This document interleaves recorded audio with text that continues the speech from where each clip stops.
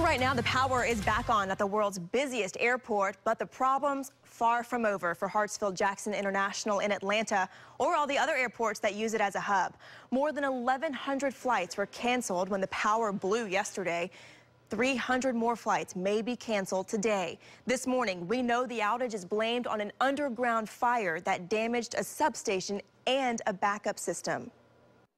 It was literally like a snap of the fingers and everything was out. You heard everyone like gasping, like, There is no any plan B for the Hartsfield-Jackson International Airport. I don't know why there is no any plan B for that. The impacts of this during the start of a busy travel time may linger for days.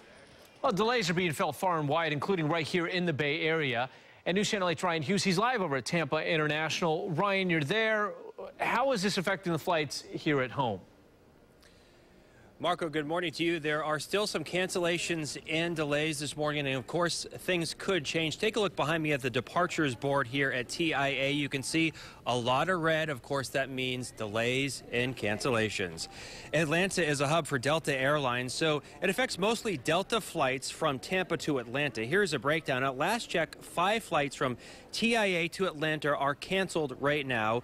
The 9:19 arrival from Atlanta also canceled. Down in Sarasota, 2 flights from Sarasota to Atlanta have been scrapped. We were at the airport overnight where travelers were quite frustrated. Listen here.